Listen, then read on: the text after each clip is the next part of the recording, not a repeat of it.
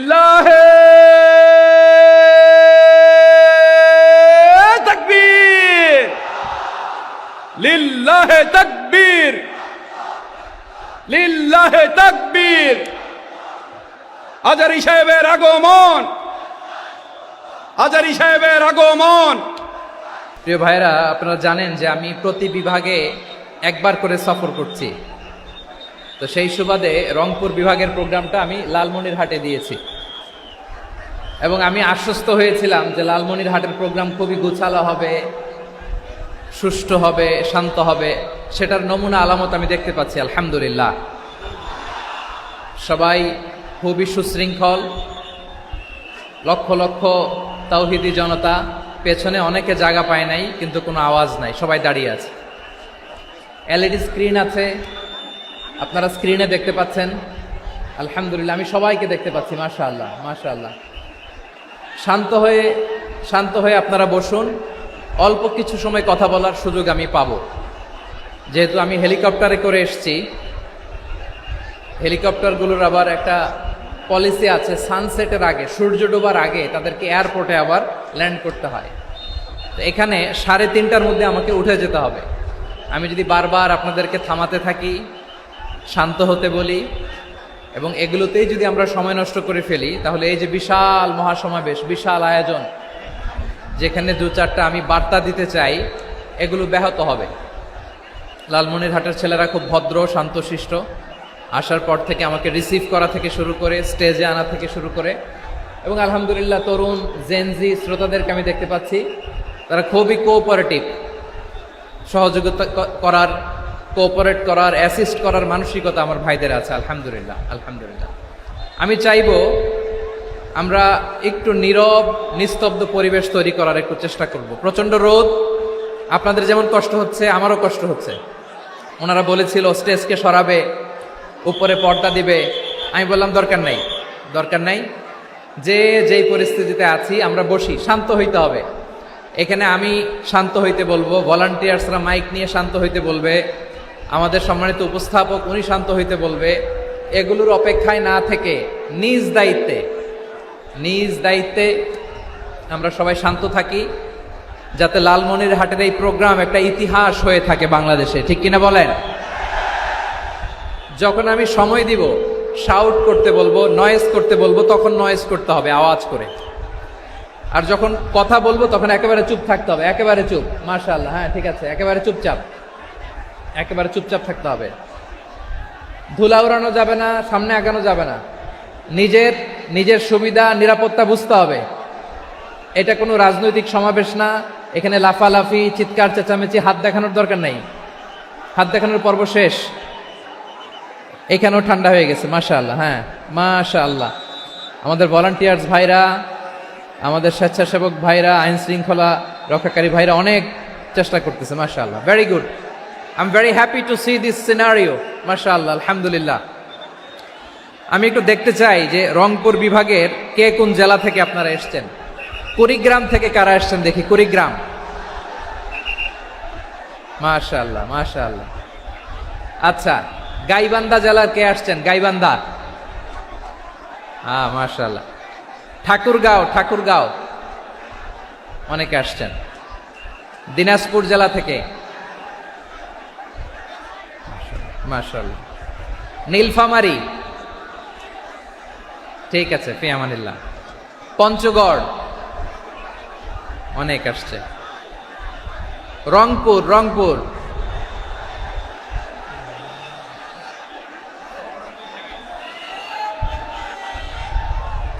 মাশাআল্লাহ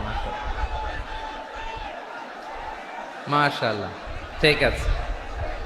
লালমনিরহাটের কারা দেখি, লালমনিরহাট,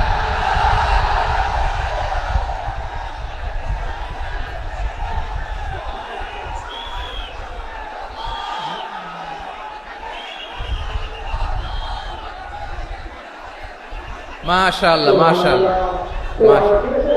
মাশাআল্লাহ।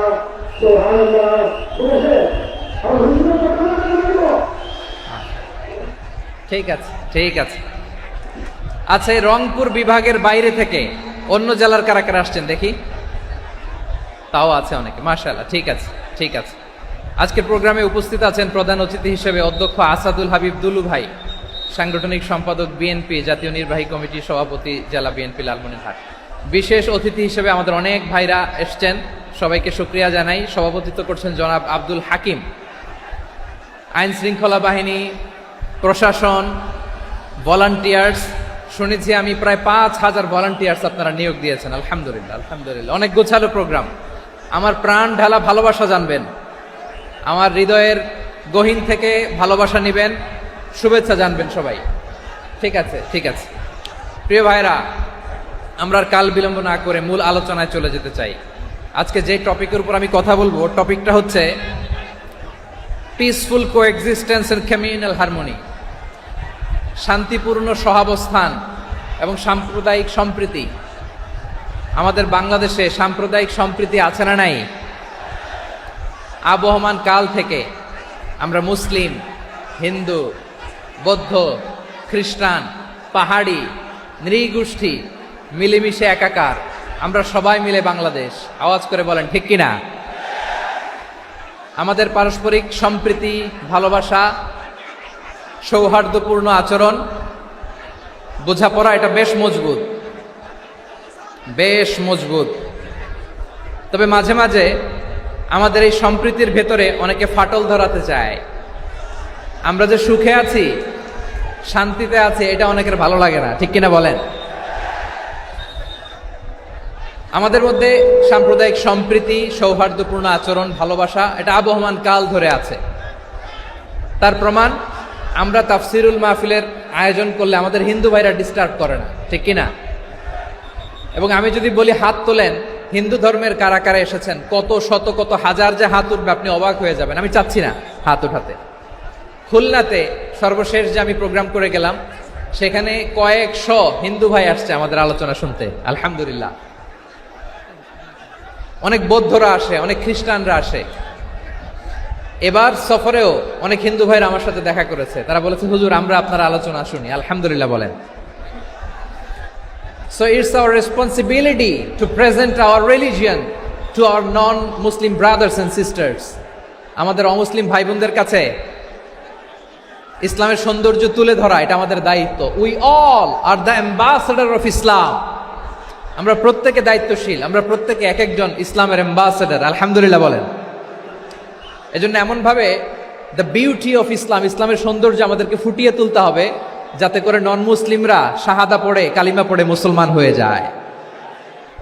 অনেক নন মুসলিম ভাই বোন আমাদের হাতে শাহাদা পড়ে, কালিমা পড়ে মুসলমান হয়েছে, অনেক। সো আমরা যেন ইসলামের বিউটিটাকে তুলে ধরতে পারি, এবং এই যে সম্প্রীতি, এটাকে যেন আমরা অটুট রাখতে পারি। আদতে আদতে বাংলাদেশের ইতিহাস বলে আমাদের দেশে কোনো দাঙ্গা নাই, আছে? লালমনিরহাটের ভাইরা আওয়াজ করে বলেন, আমাদের দেশে হিন্দু মুসলিম দাঙ্গা আছে? আমরা ভাই ভাই, আওয়াজ করে বলুন তো, আমরা কি ভাই ভাই? কিন্তু কিছু দুষ্ট লোক আছে, তারা আমাদের সম্পর্কের মধ্যে ফাটল ধরাতে চায়, ঠিক কিনা বলেন? মাঝে মাঝে ঝগড়া লাগাতে চায়। দেখবেন পত্রপত্রিকায় দেখা যায় বিভিন্ন ধর্মীয় উপাসনালয়গুলোতে হামলা চালানো হয়। এগুলো রাজনৈতিক উদ্দেশ্য প্রণোদিত, এগুলোর সাথে ইসলামের কোনো সম্পর্ক নাই। এজন্য এই দুর্বৃত্তদের ব্যাপারে আমাদের সাবধান থাকতে হবে। আমরা সবসময় যেমনি ঐক্যবদ্ধ, ইউনাইটেড, আমরা যদি এরকম ইউনাইটেড থাকি, এই সমস্ত দুর্বৃত্তদের কালো হাত ভেঙে দিতে আমাদের 1 ঘন্টাও লাগবে না। চিল্লায় বলো ঠিক কিনা? আমরা সংঘবদ্ধ থাকবো। এই যে আমাদের পিসফুল কোএক্সিস্টেন্স, শান্তিপূর্ণ সহাবস্থান। হিন্দুরা পূজা করে, যেদিন হিন্দুদের পূজা অনুষ্ঠান, আমরা ওই দিন তাফসির মাহফিল করি না, ঠিক কিনা বলেন? যেদিন আমাদের তাফসিরুল কোরআনের প্রোগ্রাম, ওই দিন আমাদের হিন্দু ভাইরা ডিস্টার্ব করে না। সুবহানাল্লাহ। হিন্দুদের পূজা অনুষ্ঠানে মাদ্রাসার ছাত্র যে পাহারা দেয়, গোটা বিশ্বে এরকম দৃষ্টান্ত, নজির বিরল, ঠিক কিনা বলেন? আইন শৃঙ্খলা বাহিনীর পাশাপাশি মাদ্রাসার ছাত্ররা যে সেখানে পাহারা দেয়, গোটা পৃথিবীতে এই দৃষ্টান্ত আপনি পাবেন। মাদ্রাসার ছাত্ররা, তারা তো কোরআনের ধারক, তারা হাদিসের ধারক, তারা কেন মন্দির পাহারা দিবে?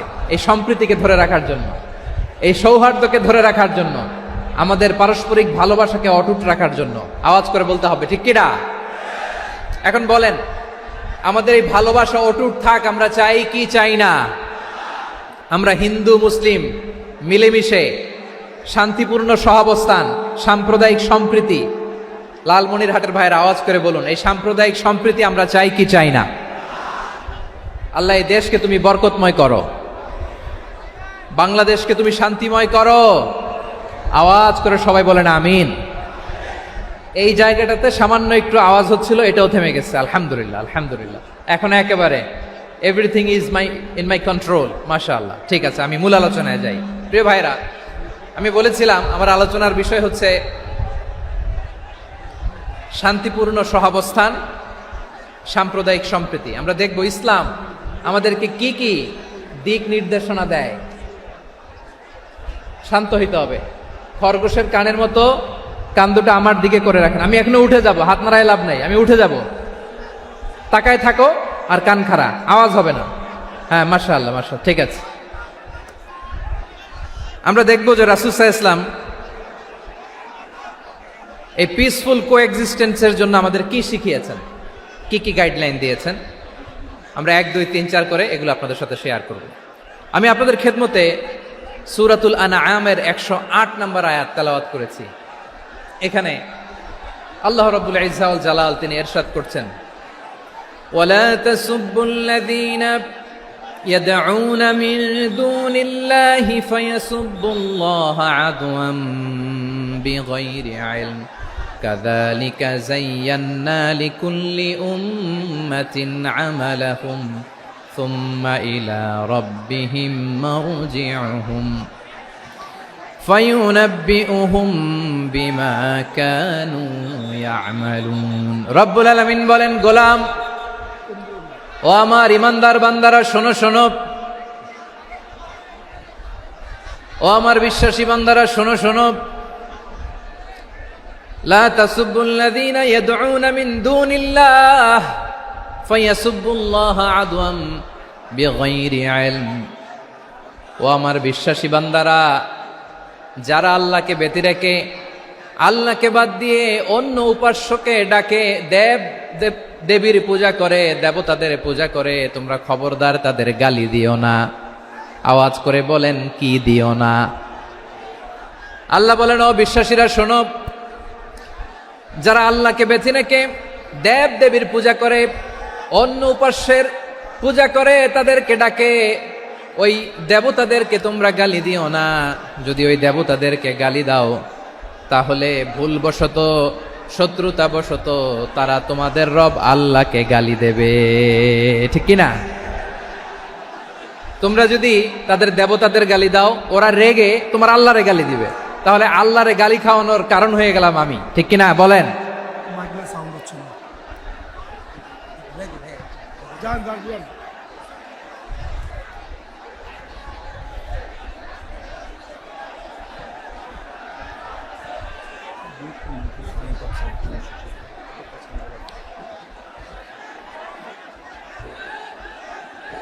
সম্মানিত ভাইয়েরা, এত বিশাল প্রোগ্রাম, মাইকের একটা সেটআপ থাকে, তারগুলো অনেক সময় নড়ে যায়, ধাক্কা ধাক্কিতে ডিসপ্লেস হয়, একটু ঝামেলা হবে।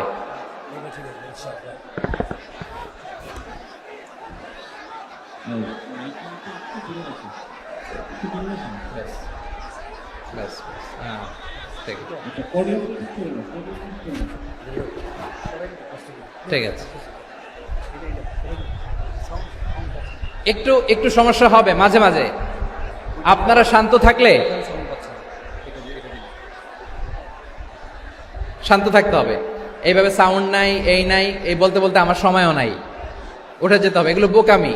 এই বিভাগীয় প্রোগ্রামগুলোতে যাই, চিৎকার চেঁচামেচি করে তোমরা আসো, সময় শেষ, আমাকে উঠে যেতে হয়। আমরা তো বঞ্চিত হলাম। গুরুত্বপূর্ণ অনেক কথা শোনাবো তোমাদের, অনেক। প্রিয় ভাইরা, আপনারা শান্ত হয়ে বসুন, শান্ত হয়ে। রব্বুল আলামিন বলেন, খবরদার বিশ্বাসীরা, আল্লাহ ছাড়া যারা অন্যান্য উপাস্যদেরকে ডাকে, দেবতাদেরকে ডাকে, তাদেরকে তোমরা গালি দিও না। ওই সমস্ত দেবতাদেরকে যদি তোমরা গালি দাও, তাহলে তারা আল্লাহকে গালি দিবে, ঠিক কিনা বলেন? আমরা দেবতাদের গালি দিলে ওরা আল্লাহকে গালি দিবে। রব্বুল আলামিন বলেন, খবরদার দেবতাদেরকে গালি দিও না, তাহলে ওরা তোমার রব আল্লাহরে গালি দেবে। প্রতিটি জাতির জন্য তাদের কাজকে আমি আল্লাহ সুশোভিত করে রেখেছি। তারা সবাই একদিন আমার কাছেই ফিরে আসবে। এরপর আমি রব্বুল আলামিন তাদের আমলনামা তাদেরকে জানিয়ে দেব। সুবহানাল্লাহ পড়ে। প্রিয় ভাইরা, আল্লাহ তাআলা বলেছেন খবরদার গালি দিও না। আদেশটা কার? আওয়াজ করে বলেন তো। হিন্দুদের দেবতা দেবদেবীদেরকে গালি দেওয়া যাবে না। আওয়াজ করে বলুন প্রিয় ভাইরা, এই আদেশটা কার? এই আপনাদের গলার আওয়াজ। অন্য ধর্মের দেবতাদেরকে যে গালি দেওয়া যাবে না, এই আদেশটা কার? আরো জোরে বলুন কার? গালি দিবেন কোন দেবতাকে? দিবেন? যদি দেন তাহলে ওরা আল্লাহরে গালি দিবে। তাহলে আল্লাহরে গালি খাওয়াইলো কে? আপনি। ঠিক কিনা বলেন? আমি আল্লাহকে গালি খাওয়ানোর কারণ হলাম। কারণ আমি যদি গালি না দিতাম ওরা আমার রবকে গালি দিত না। আওয়াজ করে বলেন ঠিক কিনা? তাহলে প্রিয় ভাইয়েরা, ইসলাম আমাদেরকে শিখায়, সূরাতুল আনআমের 108 নম্বর আয়াত থেকে আমরা বুঝলাম কোন ধর্মকে ছোট করা যাবে না। অন্য ধর্মকে ছোট করা মানে ইসলামকে ছোট করা। অন্য ধর্মের দেবতাকে গালি দেওয়া মানে আল্লাহকে গালি খাওয়ানো। আওয়াজ করে বলেন ঠিক কিনা? খবরদার, এটা করা যাবে না। আর অন্য ধর্মের দেবতাকে যদি আপনি গালি দেন, ওরা ইসলাম থেকে দূরে সরে যাবে। যাও ইসলামের প্রতি আকৃষ্ট হয়েছিল আর কোনোদিন ইসলামের ধারে কাছে আসবে না। আওয়াজ করে বলেন ঠিক কিনা? এজন্য কখনো কোনোদিন অন্য ধর্মের দেবতাদেরকে গালি দেয়া যাবে না। অন্য ধর্মের কোনো দেবতাদেরকে আমরা গালি দিব না, গালি দিব না। বরং ইসলামের beauty, the beauty of Islam, ইসলামের সৌন্দর্যকে আমরা তুলে ধরব। আমরা যদি বিশ্বনবী সাল্লাল্লাহু আলাইহি ওয়াসাল্লামের জীবনের দিকে তাকাই, তাহলে আমি দেখব বিষ্ণু ইসা ইসলাম মক্কাতে কিংবা মদিনাতে অন্য ধর্মের লোকদের সাথে খুব পিসফুলি লাইফ লিড করেছেন। হোক মুশরিক, হোক খ্রিস্টান, হোক ইহুদি, বিশ্বনবী সবার সাথে মিলেমিশে ছিলেন। আলহামদুলিল্লাহ বলেন। ইসলাম হচ্ছে পিসফুল রিলিজিয়ান। অন্য ধর্মের প্রতি সহনশীলতার সবক ইসলাম আমাদেরকে দেয়। কিন্তু প্রতিটি মুসলিমের এটা মনে রাখতে হবে, আল্লাহর কাছে পছন্দনীয় গ্রহণযোগ্য ধর্ম জীবনাদর্শ একটি, সেটা হচ্ছে ইসলাম। আওয়াজ করে বলেন সেটা কি? লালমনিরহাটের ভাইয়েরা আওয়াজ করে বলুন, আল্লাহর কাছে মনোনীত ধর্ম একটি, সেটা কি? এজন্য রব্বুল আলামিন বলেন ইন্নাদ-দীনা ইনদাল্লাহিল ইসলাম। আল্লাহর কাছে মনোনীত গ্রহণযোগ্য অ্যাকসেপ্টেড ধর্ম মতাদর্শ একটা, সেটা হলো ইসলাম। ইসলাম ছাড়া অন্য কোন ধর্ম যদি কেউ তালাশ করে, তার ওই ধর্ম আল্লাহ গ্রহণ করবে না। ওমাইয়াবতাগি গায়রাল ইসলামি দীনান ফালাই ইউকবালা মিন ওয়া হুয়া ফিল আখিরাতি মিনাল খাসিরিন।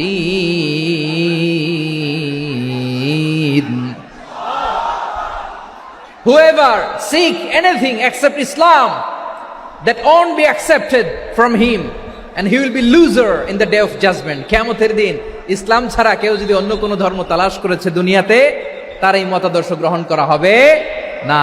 and he will be loser, সে হবে লুজার, ক্ষতিগ্রস্ত। হাই হাই কোম্পানির ম্যানেজার, ওর আমও শেষ, সালাও শেষ। আওয়াজ করে বলেন ঠিক কি না? এজন্য ইসলাম পেয়ে আমরা খুশি না বেজার? প্রত্যেক নামাজ শেষে আমরা আল্লাহরে বলি, আল্লাহ রাদিতু বিল্লাহি রাব্বা ওয়া বিল ইসলামি দীনা ওয়া বি মুহাম্মাদিন নাবিয়ান ওয়া রাসূলা। ও আল্লাহ, তোমারে রব হিসেবে পেয়ে আমরা খুশি। ও আল্লাহ, ইসলামকে ধর্ম হিসেবে পেয়ে আমরা খুশি। বিশ্বনবীকে আমাদের রাসূল পেয়ে আমরা খুশি। ঠিক কিনা বলেন? ইসলাম ছাড়া অন্য কোনো ধর্ম আমরা গ্রহণ করব না। ঠিক কিনা বলেন? আল্লাহর কাছে অ্যাকসেপ্টেড রিলিজিয়ান একটা, সেটা ইসলাম। তো বিশ্বনবী সাল্লাল্লাহু আলাইহি ওয়াসাল্লাম মক্কাতে কিংবা মদিনাতে খুব পিসফুলি এক্সিস্ট করেছেন, যে কোনো ধর্মের সাথে মিলেমিশে চলেছেন। তার প্রমাণ আমরা যদি রাসূল সাল্লাল্লাহু আলাইহি ওয়াসাল্লামের বায়োগ্রাফির দিকে তাকাই, তাহলে দেখব তিনি মুশরিকদের সাথে পিস ট্রিটি করেছেন, শান্তি চুক্তি, পিস ট্রিটি, পিস এগ্রিমেন্ট। আপনারা হুদাইবিয়ার সন্ধির নাম শুনেছেন? আমার লালমনিরহাটের কলিজার টুকরা ভাইয়েরা, হুদাইবিয়ার সন্ধির নাম আপনারা শোনেন নাই? 6ষ্ঠ হিজরিতে বিষ্ণু ঈসা ইসলাম মুশরিকদের সাথে এই ট্রিটি করেছেন, চুক্তি। কাদের সাথে? মুশরিকদের সাথে। আমরা তো মুসলমান বসতে পারি না। আমরা দুই মুসলিম ভাই একসাথে বসে চা খেতে পারি না, গল্প করতে পারি না। বিষ্ণু ইসলাম মুশরিকদের সাথে ট্রিটি করেছেন, হুদাইবিয়ার সন্ধি। এই সন্ধির আগে মক্কা থেকে কেউ মদিনায় যেতে পারে না, মদিনা থেকে কেউ মক্কায় যেতে পারে না। কিন্তু এই সন্ধির পরে ট্রাফিক স্বাভাবিক হয়ে গেল, মক্কার লোকেরা মদিনায় আসতে পারে, মদিনার লোকেরা মক্কায় আসতে পারে। এটাকে বলে সুলহে হুদাইবিয়া, the peace agreement of Hudaibiya, শান্তি চুক্তি। আমরা পৃথিবীতে এখন অনেক শান্তি চুক্তির নাম শুনি, এগুলো সব the piece treaty of Hudaibiya থেকে কপি করা। আল্লাহু আকবার। তাহলে বিশ্বনবী সাল্লাল্লাহু আলাইহি সাল্লাম তিনি যে শান্তিপূর্ণ সহাবস্থানে বিশ্বাসী ছিলেন, মুসলমানেরা যে অন্য ধর্মের প্রতি সহনশীল তার প্রমাণ হচ্ছে এই পিস ট্রিটি। শুধু তাই নয়, মাইকের সাউন্ডটা একটু বাড়াই দিতে হবে, খুব দুর্বল, একটু মজবুত করতে হবে, আর একটু ক্লিন করতে হবে, আর সবগুলা জায়গায় সাউন্ড যাচ্ছে কিনা একটু ক্রস চেক করতে হবে। হ্যাঁ, পাবেন পাবেন, দিচ্ছে mic operator, he is trying his level best, দিচ্ছে। মাইক অপারেটর যিনি আছেন, প্রতিটি জায়গায় প্রতিটি সাউন্ড বক্সে যেন আওয়াজ পাওয়া যায়, একটু ক্রস চেক করেন, সাউন্ডটাকে একটু স্ট্রং করে দেন। হ্যাঁ, ঠিক আছে, মাশাআল্লাহ। এদিকে তাকান, এদিকে। মক্কার পার্ট গেল, পিস এগ্রিমেন্ট করলেন, শান্তি চুক্তি। বিষ্ণু ইসলাম মদিনায় যে কি করলেন? মদিনায় যে বিষ্ণু ইসলাম মদিনা চার্টার করলেন, মদিনা সনদ, সাহিফাতুল মদিনা, এটার বলে মদিনা চার্টার। যে ওয়েস্টে, ইউরোপে, আমেরিকাতে তারা অনেক চার্টার করে, এই সব চার্টার মদিনা চার্টার থেকে কপি করা। আওয়াজ করে পড়েন সুবহানাল্লাহ। বিষ্ণু ইসলাম মদিনায় গেলেন, মদিনাতে মুসলিম, মুশরিক, ইয়াহুদি, এই তিন ধর্মের লোক মিলে সব স্টেক হোল্ডার যারা আছে সবাইকে নিয়ে বিষ্ণু ইসলাম মদিনা চার্টার করলেন, মদিনা সনদ, পড়েন সুবহানাল্লাহ। শুধু তাই নয়, মক্কাতে বিশ্বনবী পিস এগ্রিমেন্ট করলেন, শান্তি চুক্তি মুশরিকদের সাথে। মদিনাতে যে বিশ্বনবী মদিনা চার্টার করলেন, মদিনা সনদ করলেন ইহুদিদের সাথে। আবার মদিনাতে বিশ্বনবী ইহুদিদের সাথে পিস ডায়ালগ করলেন, ইন্টারফেথ ডায়ালগ করলেন, আন্তধর্মীয় সংলাপ করলেন, যেই সংলাপের মূল ভিত্তি ছিল তাওহীদ। মূল ভিত্তি ছিল কি? তাওহীদ। বিশ্বনবী ইহুদিদেরকে ডাকলেন, আহ্বান করলেন, কুল ইয়া আহলাল কিতাবি তাআলাউ ইলা কালিমাতিন সাওয়াইন বাইনানা ওয়া বাইনাকুম আল্লা না'বুদা ইল্লাল্লাহ ولا نشرك به شيئا ولا يتخذ بعضنا بعضا أربابا من دون الله فإن تولوا فقولوا اشهدوا بأننا مسلمون سبحان الله পড়েন। বিশ্বনবী মদিনার ইহুদিদের ডেকে বললেন, ও ইহুদিরা, শোনো শোনো, আসো এমন একটা আদর্শের প্রশ্নে আমরা একত্রিত হই, যে আদর্শের প্রচার তোমাদের নবীরাও করেছে, আমিও করি, যে আদর্শের কথা তোমাদের পবিত্র ধর্মগ্রন্থগুলোতে আছে, আমার কোরআনেও আছে, সেটা হলো তাওহীদ। আমরা এক আল্লাহ ছাড়া কারো ইবাদত করব না, আল্লাহর সাথে কাউরে শরীক করব না, আল্লাহ ছাড়া কাউরে রব মানব না। পড়েন সুবহানাল্লাহ। তাহলে আমার প্রিয় লালমনিরহাটের ভাইরা, মদিনাতে যে তিনি মদিনা চার্টার করলেন, মদিনা সনদ, পিস ডায়ালগ করলেন, শান্তির সংলাপ, ইন্টারফেথ ডায়ালগ করলেন, আন্তধর্মীয় সংলাপ, যার ভিত্তি ছিল তাওহীদ। সুবহানাল্লাহ পড়েন। তাহলে অন্য ধর্মের প্রতি সব সময় ইসলাম সহনশীল, টলারেন্স। যদি আপনি দেখতে চান ইসলামের নবী বিশ্ব নবীর দিকে তাকান, ঠিক কিনা বলেন? আমরা তো সংখ্যালঘুদের রাইটস প্রোটেক্ট করার জন্য কত আইন বানাই, কত বৈঠক করি, কত সংবাদ সম্মেলন করি। বিষ্ণু সাল্লাল্লাহু আলাইহি ওয়াসাল্লাম সংখ্যালঘুদের রাইটসের ব্যাপারে, অধিকারের ব্যাপারে যে কথা বলেছেন, শুনলে আপনি অবাক হয়ে যাবেন। বিশ্বনবী বলেন, আলা মান যালামা মুআহাদান আও ইনতাকাসাহু আও কাল্লাফাহু ফাওকা তাআতিহি আও কাল্লাফাহু ফাওকা তাকাতিহি আও আখাযা মিনহু শাইআন বিগাইরি তিবি নাফসিন ওয়া আনা হাজিজুহু ইয়াউমাল কিয়ামা। খবরদার, জেনে রেখো, কেউ যদি কোনো সংখ্যালঘুর উপরে অত্যাচার করে, কোন সংখ্যালঘুর প্রাপ্য থেকে যদি কেউ কাউকে ঠকায়, সংখ্যালঘুর উপর যদি কেউ কষ্ট দেয়, কোন সংখ্যালঘুর সম্পদ যদি কেউ জোর করে কেড়ে নেয়, আমি কিয়ামতের দিন বিশ্বনবী ওই সংখ্যালঘুর পক্ষে আর ওই মুসলমানদের বিপক্ষে বাদী হয়ে দাঁড়াবো। সুবহানাল্লাহ বলতে পারলেন না? আল্লাহু আকবার। আপনি নামাজি, আপনি মুসল্লি, আপনি হাজী সাহেব, তাহাজ্জুদ পড়তে পড়তে কপালে দাগ ফেলে দিছেন, আপনার প্রতিবেশী হিন্দু, ভাবছেন আমার তো পাওয়ার আছে, ওর জমিটা দখল করি। বিশ্বনবী বলেন কিয়ামতের দিন ওই হিন্দুর পক্ষে তোর বিরুদ্ধে আমি বাদী হয়ে দাঁড়াবো। পৃথিবীর কোন ধর্মে এরকম স্টেটমেন্ট পাবেন? পাবেন? আপনি ভাবছেন আপনি নামাজ পড়লে হাজী সাহেব কপালে দাগ ফেলায় দিলে আপনি সেলসেলায় জান্নাতে চলে যাবেন না? খবরদার। বিশ্বনবী বলেন কোন সংখ্যালঘুর উপর যদি কেউ আক্রমণ করে, তার প্রাপ্য তাকে না দিয়ে যদি তাকে ঠকায়, তার উপর জুলুম করে, তার সম্পদ যদি কেড়ে নেয়, আমি নবী, তুমি মুসলিম হইতে পারো, মুসল্লি হইতে পারো, তার পক্ষে তোমার বিপক্ষে আল্লাহর দরবারে বাদী হয়ে দাঁড়াবো। আচ্ছা লালমনিরহাটের ভাইরা, কথা বুঝতে পারলে আওয়াজ করে উত্তর দেন। বিশ্বনবী যদি কারো বিপক্ষে দাঁড়ায় কিয়ামতের দিন, আই রিপিট, আমি আবারও বলছি, বিশ্বনবী যদি কিয়ামতের দিন কারো বিপক্ষে দাঁড়ায়, ও তো সেলসেলায়া জান্নাতি, তাই না? জান্নাতি না? যে নবীর সুপারিশ ছাড়া জান্নাতের গেটও দেখা যাবে না, ওই নবী যদি বলে তোর বিপক্ষে আমি বাদী হয়ে দাঁড়াবো, ওই জান্নাতে আর ঢোকার কোনো সুযোগ আমাদের থাকবে?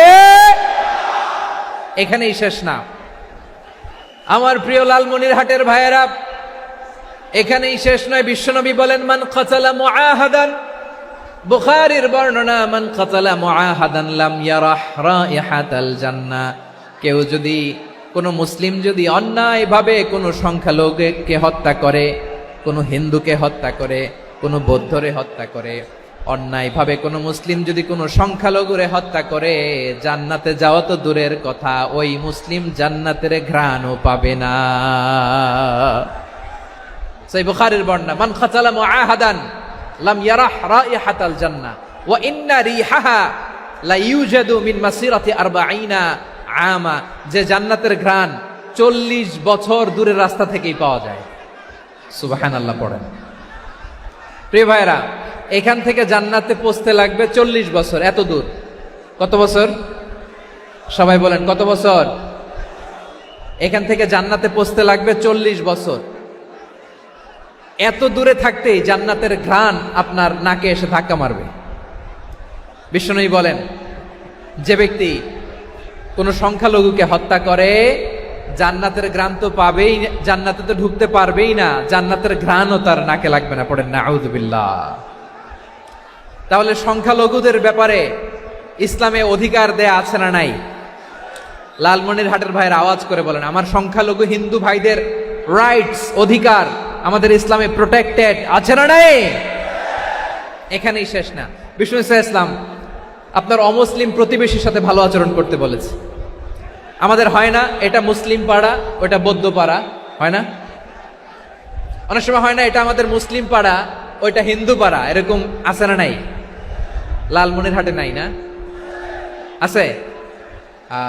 হিন্দু যদি আপনার প্রতিবেশী হয় কি করবেন? ওরে কষ্ট দিবেন নাকি? কেন? ও তো হিন্দু, ও তো আমার আল্লাহরে ডাকে না, ওরে কষ্ট দিলে জায়েজ হবে না? খবরদার।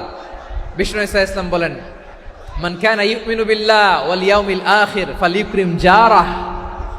যে আল্লাহ বিশ্বাস করে আর আখিরাতে বিশ্বাস করে, সেজন্য প্রতিবেশীর সাথে ভালো আচরণ করে। সুবহানাল্লাহ। কলিজা জুড়ায় যায় না আমার নবীর কথাগুলো শুনলে? যে আল্লাহ বিশ্বাস করে, যে আখিরাতে বিশ্বাস করে, সেজন্য প্রতিবেশীর সাথে ভালো আচরণ করে। এখানে বলছে মুসলিম প্রতিবেশী, বলছে নামাজি প্রতিবেশী, বলছে আল্লাহওয়ালা প্রতিবেশী, বলছে না। প্রতিবেশী আস্তিক হোক নাস্তিক হোক, প্রতিবেশী মুমিন হোক মুশরিক হোক, প্রতিবেশী হইলেই তার সাথে ভালো আচরণের দরকার আছে না নাই? আমার প্রিয় লালমনিরহাটের ভাইয়েরা, বিষ্ণু ইসলাম ওনার ইহুদি প্রতিবেশীদের দেখাশোনা করতেন। আওয়াজ না শোনা যাক, আমারও তো দেখা যায়, আমারও তো দেখা যায়। তাকায় থাকেন, তাকায় থাকলে সওয়াব হবে। কোরআনের কথা যেখান থেকে হয় এদিকে তাকায় থাকলেই বরকত। তাকায় থাকেন। জি জি, মাইক, আমি তার মাইক ঠিক করতে আসি না এদিকে, এই মাইক ঠিক করব, ওই মাইক ঠিক করব, ওদিকে পাইলট বলবে হুজুর চলে আসেন। জি বসুন বসুন, মাশাআল্লাহ, হ্যাঁ খুব শান্ত, ঠিক আছে। পুলিশ ভাইরা না খেয়ে দিনরাত আপনারা যাতে সুশৃঙ্খল একটা প্রোগ্রাম উপহার পান এটাই চেষ্টা করতেছে, আপনাদেরকে কষ্ট দিতে আসে নাই, একটু একটু সহযোগিতা করেন। জি মাশাআল্লাহ, হ্যাঁ ঠিক আছে। আমার প্রিয় ভাইরা, প্রতিবেশী আস্তিক হোক নাস্তিক হোক, মুসলিম হোক হিন্দু হোক, তার সাথে ভালো আচরণ করতে হবে। বিষ্ণু ইসা ইসলাম ওনার ইহুদি প্রতিবেশীর বাসায় যেতেন। কোন প্রতিবেশী? ইহুদি। আওয়াজ করে বলেন, কোন প্রতিবেশী? ইহুদি। এক ইহুদি কিশোর বিষ্ণু ইসা ইসলামের খেদমত করতে, ইহুদি ছেলে আমার নবীর খেদমত করতো, তারা ছিল নবীর প্রতিবেশী। তো অনেক দিন হয় ইহুদি ছেলেটা আসে না। বিষ্ণুনবী খোঁজ দিলেন, ঘটনা কি? একটা ইহুদি ছেলে না আমার খেদমতে আসতো, ছেলেটা কই? খোঁজ নিয়ে জানলেন ছেলেটা অসুস্থ। বিষ্ণু ইসা ইসলাম ওই ইহুদির বাড়িতে চলে গেলেন ওই ছেলেটাকে দেখা করার জন্য, ভিজিট করার জন্য। সুবহানাল্লাহ পড়বেন না? গেলেন, যে দেখে ইহুদি ছেলেটা মুমূর্ষ, যান যান যায় যায় ভাব, বিছানায় পড়ে আছে, তার বাবা দাঁড়ানো। বিশ্বনবী তার মাথার পাশে বসলেন, মাথায় হাত বুলিয়ে দিলেন, আর ছেলেটাকে বললেন আসলিম, হে ইহুদি ছেলে আসলিম, ইসলাম ধর্ম গ্রহণ করো। তো ছোট্ট ছেলে ভাবে আমরা ইহুদি, এখন ইসলাম ধর্ম গ্রহণ করলে আব্বা যদি বকা দেয়, ফানাযারা ইলা ওয়াজহি আবি, ছেলেটা তার বাবার চেহারার দিকে তাকালো, দেখি আব্বা কি কয়। আব্বা যদি বলে তাইলে ইসলাম ধর্ম গ্রহণ করব। ইহুদি ছেলেটা তার বাবার দিকে যখন তাকালো, ওর বাবা বলে আতি আবুল কাসিম, আবুল কাসিম যা বলে তাই করো। আবুল কাসিম হচ্ছে বিষ্ণু ইসা ইসলামের একটা কুনিয়াত, উপনাম। আমার রাসূলের বড় ছেলের নাম ছিল কাসেম।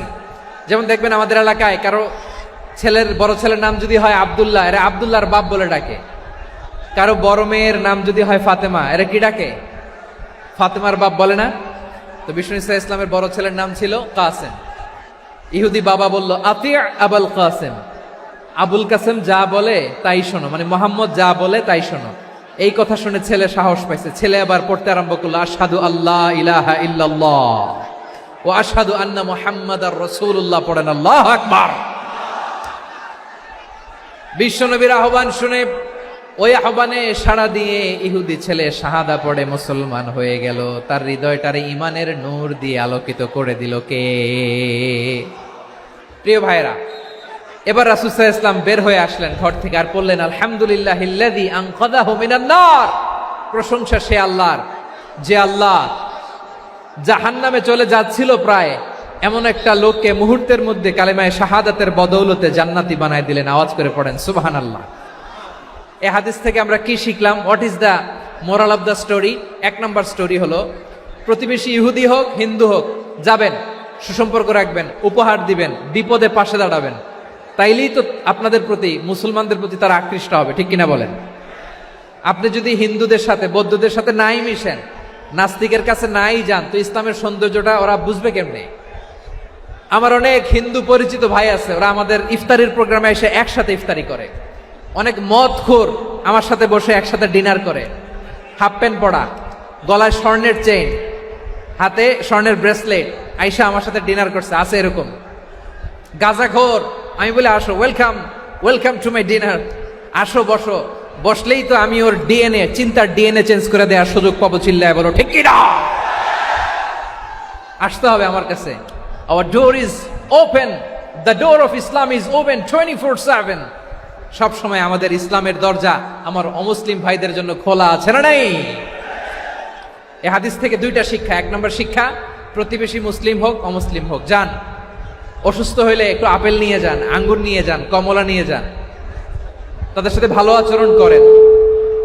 ইসলামের বিউটি দেখে, সৌন্দর্য দেখে অবাক হবে, নসিব ভালো হলে কোনোদিন কালিমা পড়ে মুসলমান হয়ে যাবে, ঠিক কিনা বলেন? তাহলে অমুসলিমের সাথে ভালো সম্পর্ক। বিশ্বনবী ইহুদির বাড়িতে গেলেন, ইহুদির বাড়ি, আর আমার মুসলমান ভাই আমার কাফের বলে, এরকম আছে না নাই? মুসলিম মুসলিমরা দেখতে পারে না, সহ্য করতে পারে। বিষ্ণু ইসলাম ইহুদির বাড়িতে গেলেন, এটা একটা শিক্ষা। আরেকটা শিক্ষা হলো, ভাইরা ধাক্কা মেরে এসে সামনে এসে কি লাভ? প্রোগ্রাম তো শেষ হচ্ছে, এখনই শেষ হচ্ছে, তো এই যে আমাদের বকশি ভাই ওয়াদা নিল, হাত তোলালো, মিম বলে এত কথা বলল, তো আমি জেলায় জেলায় যে খালি হাত নাড়াই তোমাদের জন্য নাকি? হ্যাঁ, হাত নাড়াই শুধু, এই ধাক্কাইতে ধাক্কাইতে এদিকে এসে হাত নাড়াইতেছে। হয়েছে তো, দেখলাম তো, ঠিক আছে, মাশাআল্লাহ, অনেক সুশৃঙ্খল, অন্যান্য যে কোনো জেলার চেয়ে অনেক সুশৃঙ্খল। আমার দিকে তাকাও, আমার দিকে তাকাও, ঠিক আছে। এই যে দাঁড়িয়ে আছে, একটা ছেলে নড়ে না, দেখছেন? মাশাআল্লাহ, মাশাআল্লাহ, মাশাআল্লাহ। হ্যাঁ, এইভাবেই। আর কয়েকটা মজাদার কথা আছে, শোনো। এই হাদিস থেকে আমাদের শিক্ষা হলো, আমার প্রতিবেশী যেই ধর্মের হোক আমি সম্পর্ক রাখবো। অসুস্থ হলে যাব, কি বলেন ভাইরা? যাবেন না? যাবেন না আপনারা?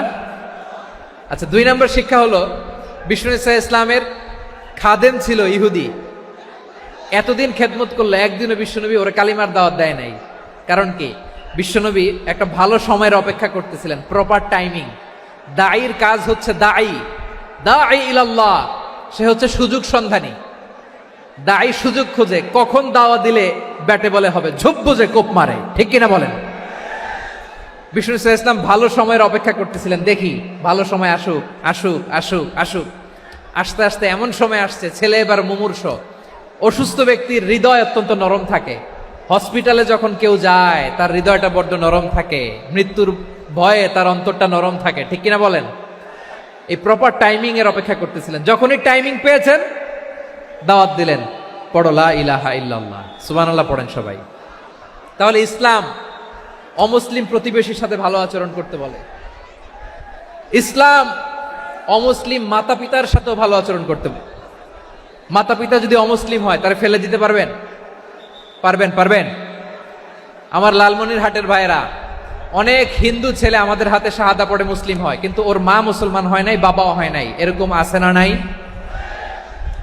তো ও হয়েছে মুসলিম, মা বাপ হিন্দু, এখন মা বাপ কি বাদ? হ্যাঁ, মা বাপ বাদ দেয়া যাবে?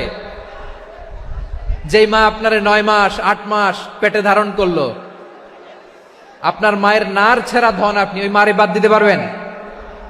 যেই মায়ের বুকের তাজা দুধ খেয়ে আপনি আজকে বাড়ন্ত তাজা তরতাজা, ওই মারে বাদ দেয়া যাবে? মায়ের এক ধারে দুধের দাম, কাটিয়া গায়ের চাম, পাপুষ বানাইলে ঋণের শোধ হবে না, এমন দরদি ভাবে কেউ হবে না আমার মাগো।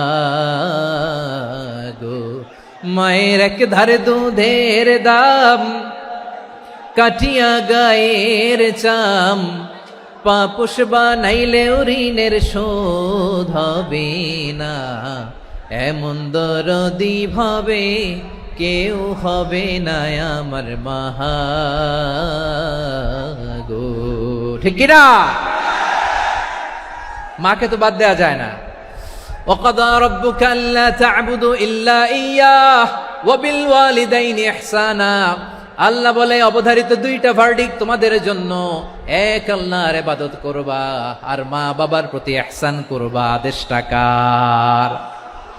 মা বাবার প্রতি ইহসান করতে হবে। আমার মা হিন্দু হোক, ভালো আচরণ করতে হবে, বৌদ্ধ হোক, ভালো আচরণ করতে হবে। আমার যে সমস্ত হিন্দু ভাইয়েরা মুসলিম হয়েছ, তোমাদের মা বাবা এখনো মুসলমান হয় নাই, তাদের সাথে ভালো আচরণ করতে হবে। আপনাদের খেদমত নিজে করতে হবে, অথবা খেদমতের ব্যবস্থা করাই দিতে হবে। মান্থলি যে খরচ লাগে এটা দিতে হবে। আরে তুমি এখন মুসলিম, তোমার মা বাবা হিন্দু, এখনই তো সুযোগ ইসলামের সৌন্দর্য দেখানোর। এখন মা বাবা যদি দেখে, আরে এটা হিন্দু থাকতে তো বদমাইশ ছিল, বেয়াদব ছিল, কি এমন ধর্ম সে গ্রহণ করলো যেটা গ্রহণের সাথে সাথে সে পাল্টে গেল? কি এমন ধর্ম সে গ্রহণ করেছে যেটা তার জীবনকে আলোকিত করে দিয়েছে?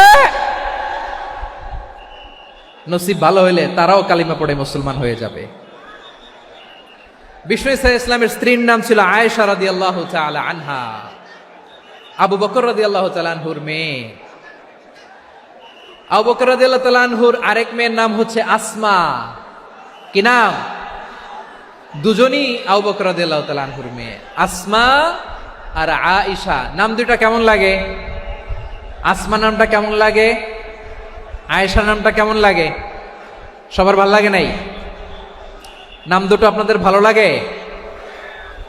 লালমনিরহাটে অনাগত যদি কন্যা সন্তান হয়, যদি মনে চায় আসমা রেখে দিতে পারবেন।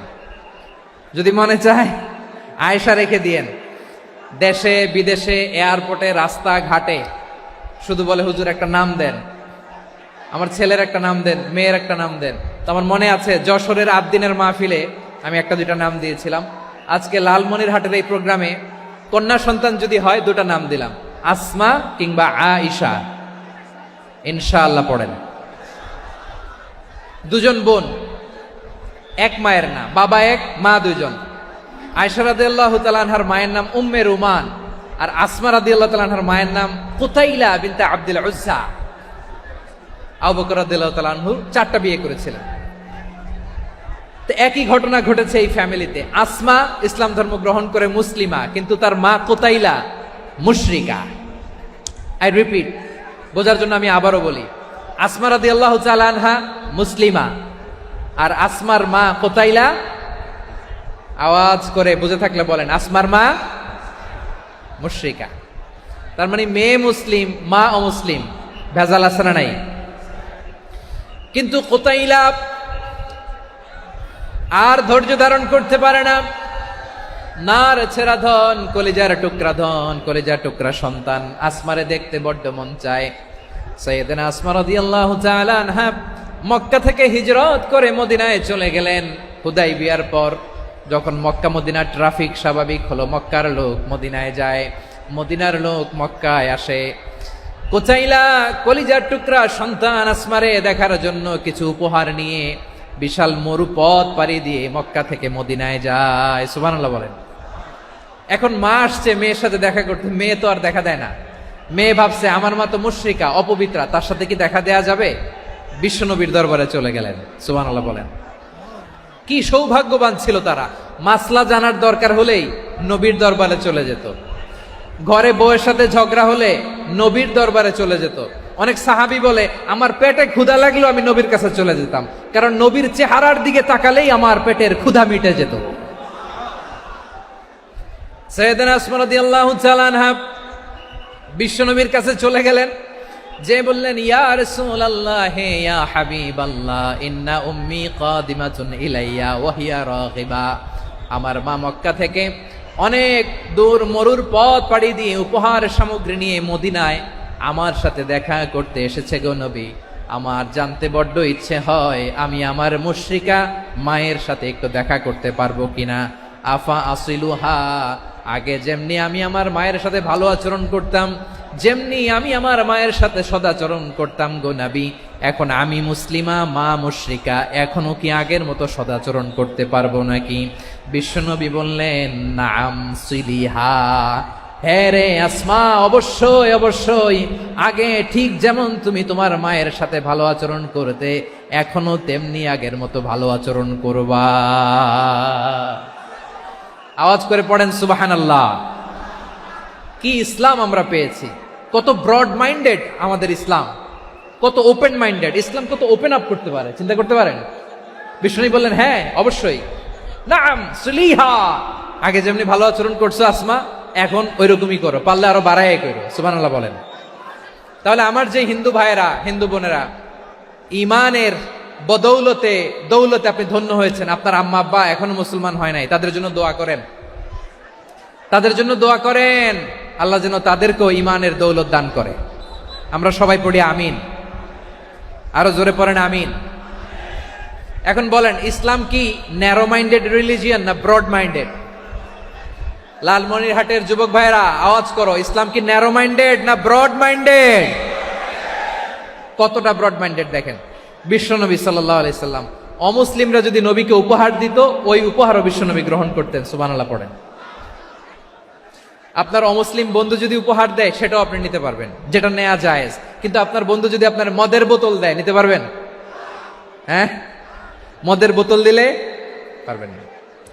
আপনার বন্ধু যদি আপনার পর্ক দেয়, পর্ক, শুকরের গোশত মিশ্রিত কোনো খাবার, ওটা নিতে পারবেন না। হালাল যে কোনো জিনিস নিতে পারবেন। বিশ্বনবী সাল্লাল্লাহু আলাইহি ওয়াসাল্লাম অমুসলিমদের দেয়া হাদিয়া গ্রহণ করতেন। কেমন নবী ছিলেন! আমার নবীরে চিনে নেন, আমার নবীর অ্যাটিটিউড জেনে নেন। বিশ্বনবী সাল্লাল্লাহু আলাইহি ওয়াসাল্লাম যখন কোনো জনপদে যেতেন 3টা অপশন নিয়ে যেতেন। প্রিয় ভাইয়েরা আওয়াজ করে বলতে হবে, কোন জনপদে গেলে আমার নবীর অপশন থাকতো কয়টা? আমার মতো 3 আঙ্গুল উঁচু করে দেখান আর বলুন আমার নবী কোন জনপদে গেলে কয়টা অপশন নিয়ে যেতেন? 1 নাম্বার অপশন আসলিম তাসলাম। নতুন এলাকায় গেলে বলতেন আসলিম তাসলাম, ইসলাম ধর্ম গ্রহণ করো, শান্তিতে থাকবা, আমার ভাই হয়ে যাবো, আমরা ভাই ভাই। ইসলাম মানো, আমরা ভাই ভাই। অপশন নাম্বার কত? 1।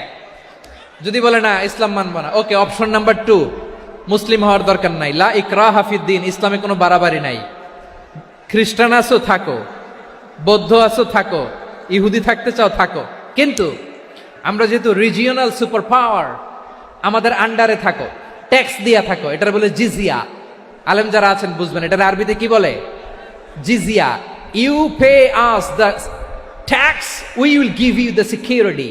তোমরা ট্যাক্স দিবা, আমরা সিকিউরিটি দিব, আমাদের আওতায় থাকবা, কেউ তোমাদেরকে আক্রমণ করতে পারবে না, আমরা নিরাপত্তা দিব। সুবহানাল্লাহ বলেন। এটা অপশন নাম্বার কত? আচ্ছা বুঝে থাকলে বলেন 1 নাম্বার অপশন কি ছিল? ইসলাম। ইসলাম মানো, শান্তিতে থাকবা, ভাই ভাই, আমরা ভাই ভাই। অপশন নাম্বার 2, ট্যাক্স দাও, আমরা নিরাপত্তা দিব, মুসলিম হওয়া লাগবে না। এখন 1 নাম্বারও মানে না, 2 নাম্বারও মানে না, মুসলিম হব না, ভালো, খ্রিস্টান থাকো, ট্যাক্স দাও, আমরা সিকিউরিটি দিব না, এটাও মানি না। বিষ্ণু বলেন তাহলে তলোয়ার আমাদের আর তোমাদের মাঝে ফায়সালা করবে, মুসলিমও হব না, ট্যাক্স দিবা, নিরাপত্তা দিব, আমরা সুপার পাওয়ার, আমাদের আন্ডারে থাকবে, এটাও না। তাহলে তোমাদেরকে তো আমরা বিশ্বাস করতে পারি না, কখন না কখন বিশ্বাসঘাতকতা করো, কার সাথে মিলে হাত মিলাও, তলোয়ার আমাদের মাঝে ফায়সালা করবে। তখন তিনি জেহাদের সশস্ত্র সংগ্রামের ঘোষণা দিতেন। সুবহানাল্লাহ পড়েন। দেখেন পশ্চিমারা জেহাদকে এইভাবে চিত্রায়িত করে না, ওরা জেহাদ বলতে বুঝায় তলোয়ার, হাত কাটো, গলা কাটো না। জেহাদ সশস্ত্র সংগ্রাম 3 নম্বরে। অধিকাংশ ক্ষেত্রেই বিশ্বনবীর সুন্দর আচরণ দেখে, আরে আমার নবীর যে নুরানি চেহারা, অনেকে তো কেবল সিরেফ চেহারাটা দেখেই কালিমা পড়ে মুসলমান হয়ে গিয়েছে। যারা মুসলিম হয় নাই তারা তাদের ইসলামেই বলবৎ ছিল, ট্যাক্স দিয়ে ইসলামের আন্ডারে ছিল। যারা এটাও মানে নাই ওইটাও মানে নাই, তাদের বিরুদ্ধে জেহাদ। বিষ্ণু ইসলাম 7ম হিজরিতে যখন খায়বার বিজয়ের পরে ইসলাম রিজিওনাল সুপার পাওয়ার হিসেবে আত্মপ্রকাশ করলো, বিশ্বনবী চিঠি লিখলেন অন্যান্য সুপার পাওয়ারের কাছে, রাষ্ট্রীয় চিঠি লেখে এক রাষ্ট্রপ্রধান আরেক রাষ্ট্রপ্রধানের কাছে। ঠিক কিনা বলেন? জানেন না আপনারা? এই যে 24-এর ছাত্র নাগরিক অভ্যুত্থানে, এই অভ্যুত্থান যখন শুরু হয়, আমি তখন সাউথ আফ্রিকাতে একটা স্ট্যাটাস দিয়েছিলাম, কোটা নয় গোটা দেশ সংস্কার করা লাগবে। শুধু বাংলাদেশ নয়, সারা বিশ্বের বাংলা ভাষাভাষী লোকেরা এই আন্দোলনের সাথে সমর্থন তারা করেছে, এটাকে সাপোর্ট করেছে, তারা সমর্থন দিয়েছে। আমাদের ইউনাইটেড আরব আমিরাতের বাংলাদেশি ভাইয়েরা তারা সেখানে রাস্তায় নেমে এসেছিল, জানেন?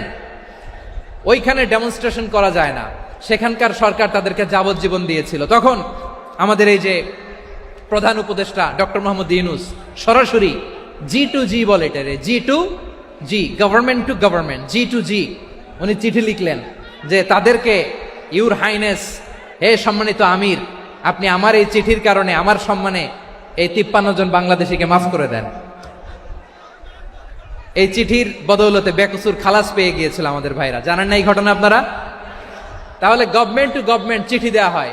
7ম হিজরিতে বিষ্ণু ইসলাম সব সুপার পাওয়ারের কাছে চিঠি দিলেন, রোমান সম্রাটের কাছে, পারস্য অধিপতির কাছে, মিশরের অধিপতির কাছে, সবার কাছে চিঠি লিখলেন।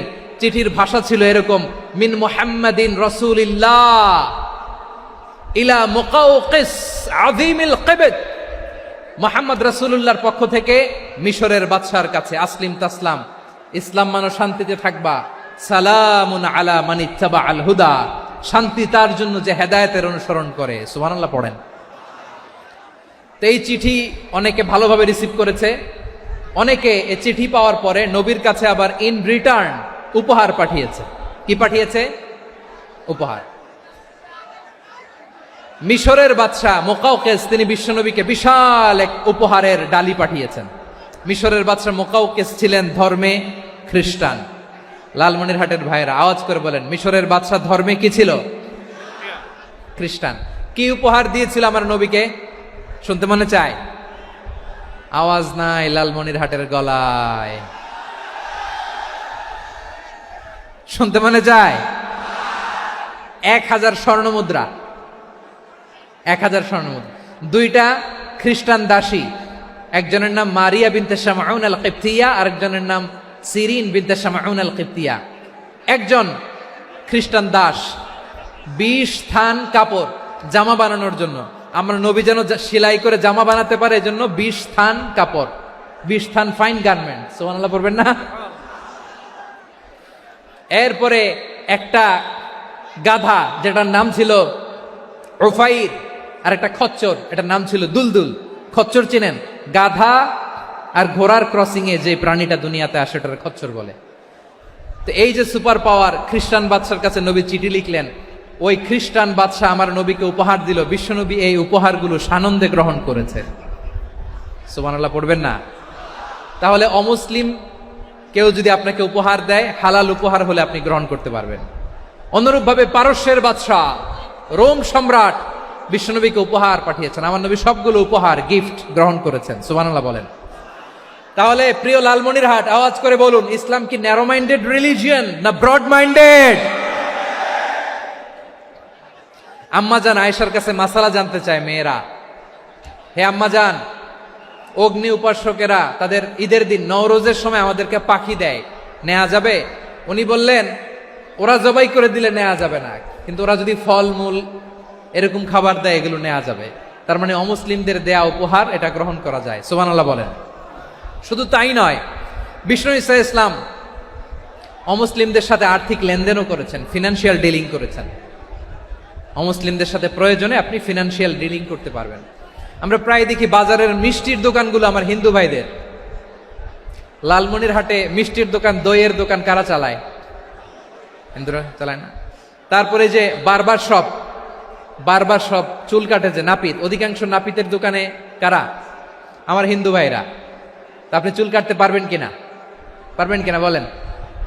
পারবেন। তার দোকান থেকে দই মিষ্টি কিনতে পারবেন কিনা? হ্যাঁ, আমার মুসলিম ভাইয়ের দোকান থাকলে ওইটারে আমি বেশি প্রায়োরিটি দিব, ঠিক কিনা?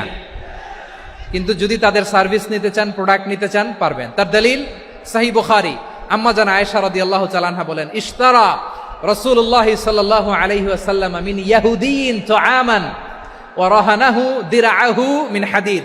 রাসূল সাল্লাল্লাহু আলাইহি ওয়াসাল্লাম এক ইহুদির কাছ থেকে, কার কাছ থেকে? সবাই বলে নাই, কার কাছ থেকে? আমার নবী, পেয়ারা নবী এক ইহুদির কাছ থেকে জব কিনেছিল, জব, বার্লি, যেটা দিয়ে রুটি বানায়। ওই জবের দাম দেওয়ার টাকা পয়সা নবীর কাছে ছিল না, ফলে নবী ওনার একটা পোশাককে মর্গেজ রেখেছিলেন, মর্গেজ, বন্ধক, যে এখন এটার দাম দিতে পারবো না, কয়েক কেজি বার্লি নিয়ে যাই আর বন্ধক হিসেবে আমার জামাটা রেখে গেলাম, যেই দিন দাম দিব ওই দিন জামাটা ছুটায় নিয়ে যাব। সুবহানাল্লাহ পড়বেন না? বাকিতে নিছিলেন, বাকিতে। দিরআহু মিন হাদিদ, লোহার তৈরি বর্ম, মানে যুদ্ধের পোশাক, লোহা দিয়ে বানানো। বিষ্ণুনবী বললেন, কয়েক কেজি জব দাও, টাকাটা পরে দিব, এখন টাকা নাই, বন্ধক হিসেবে, মর্গেজ হিসেবে আমার জামা রেখে গেলাম, যখন টাকা দিব জামা ছুটায় নিব। আওয়াজ করে বলতে হবে সুবহানাল্লাহ। এ থেকে বোঝা গেল অমুসলিমদের সাথে ফিনান্সিয়াল ডিলিং করা যায়, অর্থনৈতিক লেনদেন করা যায়, কেনাবেচা করা যায়, প্রোডাক্ট কেনা যায়। এমনকি আমাদের মসজিদে নববীতে বারান্দায় আপনারা একটা অটোমেটিক ফ্লাইং আমব্রেলা দেখছেন? সূর্য যখন বাড়ে মসজিদে নববীর বারান্দায়, ইয়ার্ডের মধ্যে অটোমেটিক্যালি কিছু আমব্রেলা আছে, সাঁ করে খুলে যায়, আর সূর্যের তাপ লাগে না। আবার সন্ধ্যাবেলায় এই আমব্রেলাগুলো ওরা ক্লোজ করে ফেলে, দেখেন নাই না? দেখছেন? এই মসজিদে নববীকে সর্বোচ্চ উন্নত মানের কনস্ট্রাকশন ইনফ্রাস্ট্রাকচারে ডেভেলপ করার জন্য কর্তৃপক্ষ কিছু অমুসলিম ইঞ্জিনিয়ারের, ডিজাইনারের সহায়তা নিয়েছিল। সুবহানাল্লাহ বলেন। কোন দলিলের ভিত্তিতে? এই দলিলের ভিত্তিতে যে বিষ্ণু ঈসা ইসলাম অমুসলিমদের সাথেও লেনদেন করেছেন। আওয়াজ করে বলতে হবে আল্লাহু আকবার। শুধু তাই নয়, ইন কেস অফ ইমার্জেন্সি, প্রয়োজনে ইসলামের খাতিরে, ইসলামকে সামনের দিকে এগিয়ে নিয়ে যাওয়ার জন্য অমুসলিমদের সাপোর্ট নেওয়া জায়েজ আছে। সুবহানাল্লাহ বলেন। অমুসলিমদের সাপোর্ট নেয়া, তাদের থেকে অর্থ নেয়া, পলিটিক্যাল সাপোর্ট, পলিটিক্যাল অ্যাসাইলাম নেওয়া জায়েজ আছে। আমাদের অনেক বিশ্ববরেণ্য দায়ীরা আমেরিকায় অস্থায়ীভাবে অ্যাসাইলাম নিয়ে থাকে, নিজের দেশে গেলে ফাঁসিতে ঝুলাই দিবে, যুগ যুগ ধরে দায়ীদের উপর এরকম অত্যাচার আর নির্যাতন আছে না নাই? মিশরের অনেক দায়ীরা পাশ্চাত্যে যেয়ে থাকে, এই যে তারা পলিটিক্যাল অ্যাসাইলাম নিয়ে থাকে, রাজনৈতিক আশ্রয়, এটা জায়েজ আছে না? এটা যে জায়েজ আছে তার প্রমাণ স্বয়ং বিশ্বনবী সাল্লাল্লাহু আলাইহি ওয়াসাল্লাম পলিটিক্যাল সাপোর্ট নিয়েছিলেন অমুসলিমদের কাছ থেকে। সুবহানাল্লাহ বলেন। খুব মজাদার একটা ঘটনা, শুনবেন? আপনাদের আগ্রহ দেখে তো মনে হয় না শোনার ইচ্ছা আছে। আছে আছে, গলায় জোর আছে। লিল্লাহি তাকবীর, লিল্লাহি তাকবীর, নারে তাকবীর। মাশাআল্লাহ।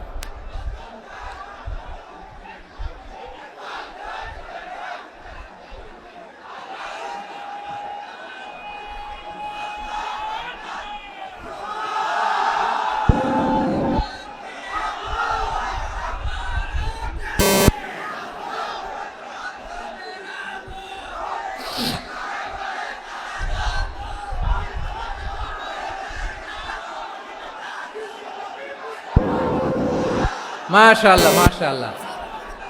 থামুন থামুন আমার ভাইরা, বিশ্বনবীর বয়স তখন প্রায় 51 বছর। কত বছর? বিশ্বনবীর সবচেয়ে কাছের মানুষ খাদিজা রাদিয়াল্লাহু তাআলা আনহা ইন্তেকাল করেছেন। বিশ্বনবী বড্ড কষ্ট পেলেন, হৃদয়টা ভেঙে খান খান। যিনি ঘরের ভেতরে বিশ্বনবীকে সান্ত্বনা দিতেন, ভালোবাসা দিতেন, বাইরে গেলে কুরাইশরা বকাঝকা করে, অত্যাচার করে, কিন্তু আম্মাজান খাদিজা রাদিয়াল্লাহু তাআলা আনহা ঘরটারে এমন শান্তির নীর বানায় রেখেছেন, এই ঘরের ভিতরে ঢুকলে বিশ্বনবীর কলিজাটা ঠান্ডা হয়ে যেত। এজন্য রব্বুল আলামিন বলেন, খাদিজা, ও আমার বান্দি খাদিজা, জান্নাতে এমন স্পেশাল একটা ঘর আমি তোমার জন্য রেডি করে রেখেছি। ওই ঘরের মধ্যে কোনো আওয়াজ নাই, ওই ঘরের মধ্যে কোনো নয়েজ নাই, ওই ঘরে কোনো বিশৃঙ্খলা নাই। কারণ মক্কার জমিনে আমার নবী কুরাইশদের বিশৃঙ্খলা, নয়েজ আর ঝামেলাগুলোকে উপেক্ষা করে যখন তোমার ঘরের ভিতরে ঢুকতো, ঘরটারে তুমি শান্তির নীর, ঠান্ডা, নীরব, নিস্তব্ধ, নিঝুম আর শান্তির নীর বানিয়ে রেখেছো। এজন্য জান্নাতে স্পেশাল একটা শান্তির নীর আমি তোমারে উপহার দেব।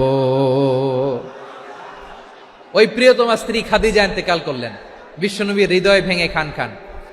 আবার ওনার চাচা আবু তালেব ইন্তেকাল করলেন, যিনি পলিটিক্যাল শেল্টার দিতেন নবীকে। কে দিতেন?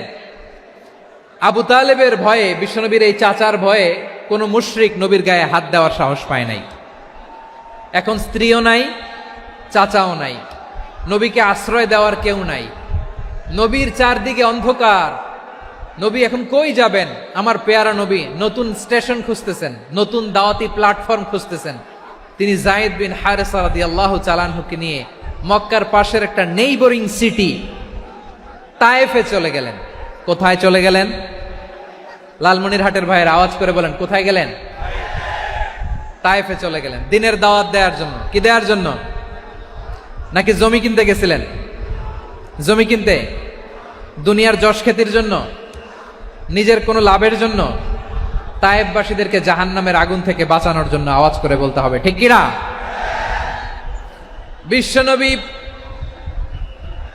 বিশাল মরুপথ, পাহাড়ি পথ পাড়ি দিয়ে তায়েফের মরুজমিনে গেলেন কোরআনের দাওয়াত নিয়ে, ইমানের দাওয়াত নিয়ে। কিন্তু তায়েফের লোকেরা বিশ্বনবীর দাওয়াতকে শুধু প্রত্যাখ্যান করেই থামে নাই, তারা বিশ্বনবীর সাথে অত্যন্ত খারাপ আচরণ করেছে।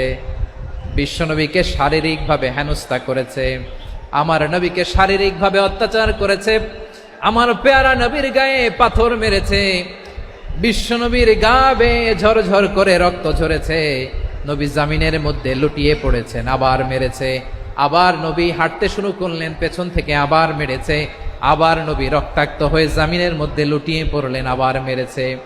বিশ্বনবীর মতো এত সুশ্রী মানব, বিশ্বনবীর মতো এত শুভ্র মানব, বিশ্বনবীর মতো এমন চমৎকার দেহাবয়ব দিয়ে রব্বুল আলামিন কাউকে বানান নাই। এরকম চমৎকার মানুষটাকে তারা তায়েফের ওই জমিনে রক্তাক্ত করেছে। বিশ্বনবী দুনিয়ার কোনো স্বার্থের জন্য সেখানে যান নাই, নিজের কোনো লাভের জন্য, প্রাপ্তির জন্য যান নাই, তায়েফবাসীদের জাহান্নামের আগুন থেকে বাঁচাতে গিয়েছেন। ঠিক কিনা বলেন? খেয়ে না খেয়ে দিন প্রচারের কাজে নিজেকে দিয়েছ বিলিয়ে, তাই ফের কাফিরেরা চিনল না সে আলো, দুষ্ট ছেলেদের পিছু দিল লেলিয়ে। পাথরের আঘাতে ক্ষত বিক্ষত হয়ে সারা শরীর থেকে রক্ত ঝরে।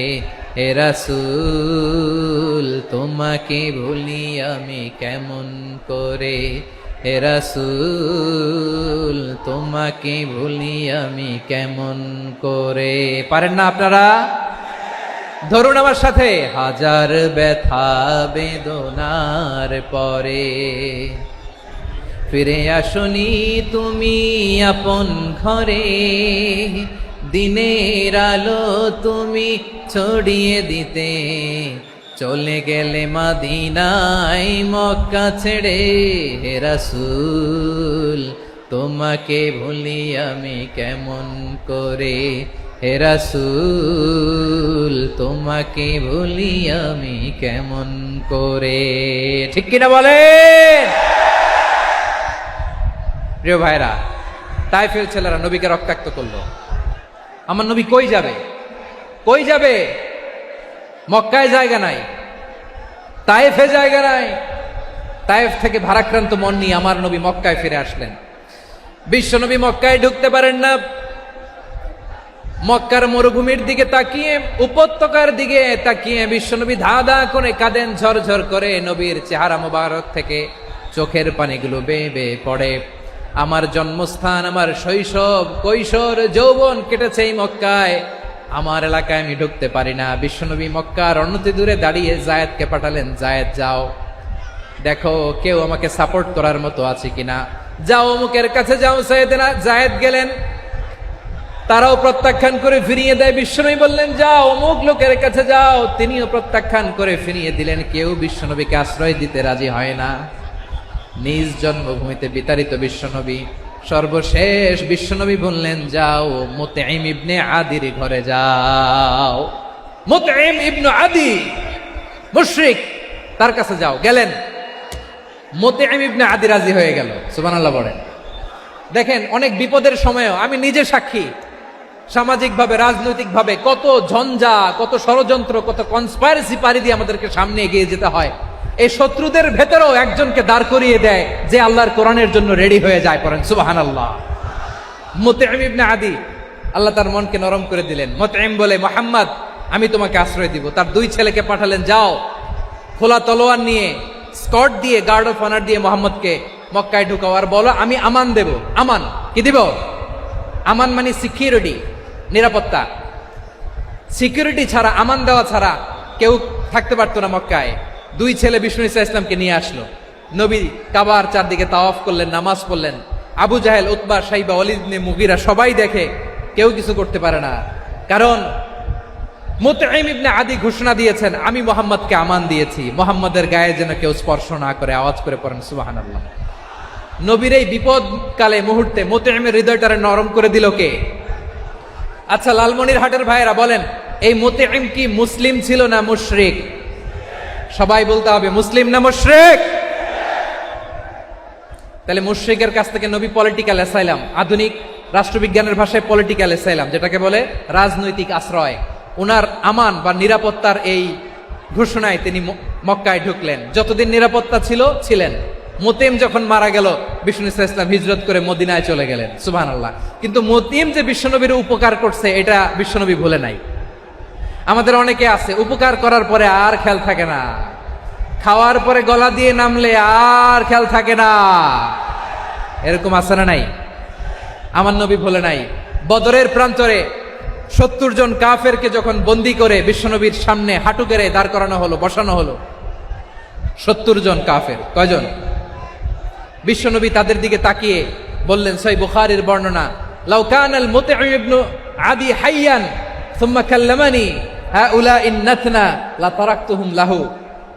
বদরের প্রান্তরে 70 জন বন্দী কাফিরের দিকে তাকিয়ে আমার নবী বললেন, আজকে মুতঈম ইবনে আদি যদি বেঁচে থাকতো, আর তোমাদের 70 জনের ব্যাপারে যদি মোতেআম এক বাক্যে একটা সুপারিশ করত, তার সম্মানে আজকে তোদের সবাইরে আমি মাফ করে দিতাম। সুবহানাল্লাহ নাই? ওই যে চিল্লাচিল্লি যে কথা বোঝে নাই, কোন জিনিস মিস করছে ওরা নিজেরাও বোঝে নাই। বিশ্বনবী মোতেআমের এই সাহায্যের কথা বলে নাই। 70 জন মুশরিক হাঁটু গেড়ে বসা, নবী চাইলে এখনই এক্সিকিউশন অর্ডার দিতে পারে। তিনি বললেন, আজকে যদি মোতেআম বেঁচে থাকতো আর মোতেম যদি তোদের জন্য সুপারিশ করতে, এই আবর্জনাগুলোর ব্যাপারে সুপারিশ করতে, আমি মুহূর্তেই তোদেরকে এমনি মাফ করে দিতাম। এবার বলেন, ইসলাম কি ন্যারো মাইন্ডেড না ব্রড মাইন্ডেড? শুধু তাই নয়, যাকে যে সম্মান দেয়ার আমার নবী দিতেন, হোক আস্তিক হোক নাস্তিক, হোক মুসলিম হোক অমুসলিম। বিষ্ণু ইসলাম যখন রোমান সম্রাটের কাছে চিঠি লিখেছেন, আমার প্রিয় লালমনিরহাটের ভাইরা, অল্প কয়েক মিনিট কয়েকটা জরুরি কথা বলবো, এদিকে তাকান, এদিকে তাকান।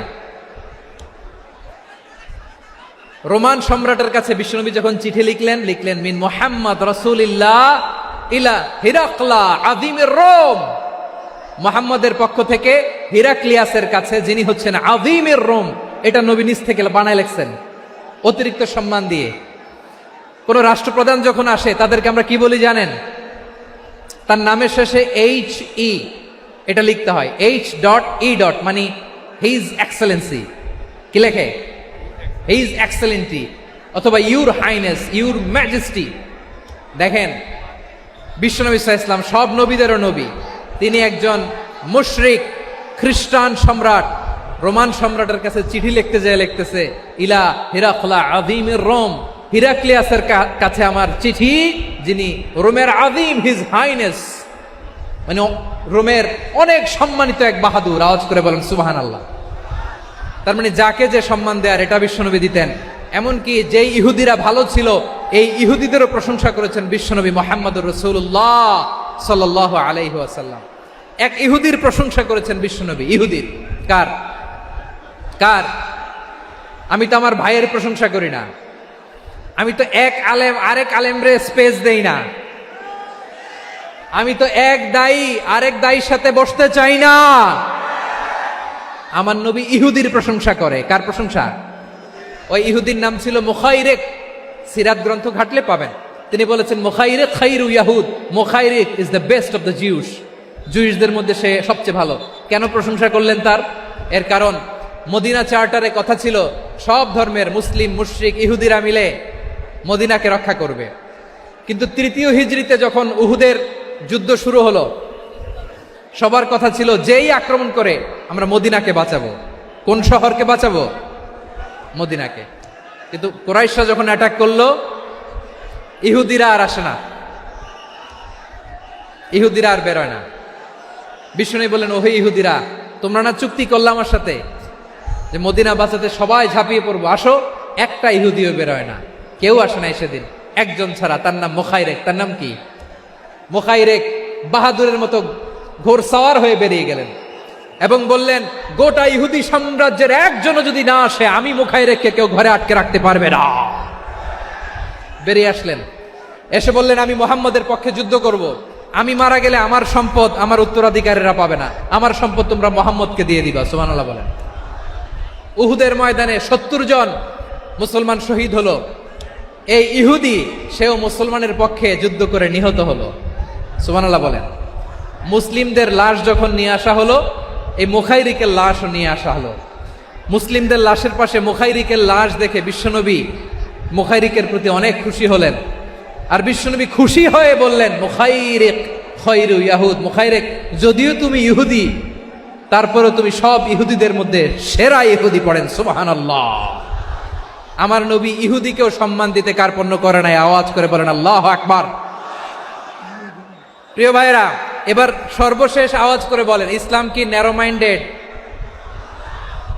নাকি ব্রড মাইন্ডেড? সবাই বলেন, ন্যারো মাইন্ডেড না ব্রড মাইন্ডেড? এজন্য অমুসলিম হইলেই তারা আমাদের শত্রু নয়। শত্রু কারা? এই লালমনিরহাটের ভাইয়েরা শোনেন, শত্রু কারা? যে সমস্ত অমুসলিম আমাদেরকে নিশ্চিহ্ন করে দিতে চায়, যে সমস্ত অমুসলিম আমাদের ভূখণ্ড থেকে আমাদেরকে তাড়িয়ে দিতে চায়, যে সমস্ত অমুসলিম আমার ধর্ম নিয়ে তুচ্ছতাচ্ছিল্য করে চিল্লায় বলেন ঠিক কিনা,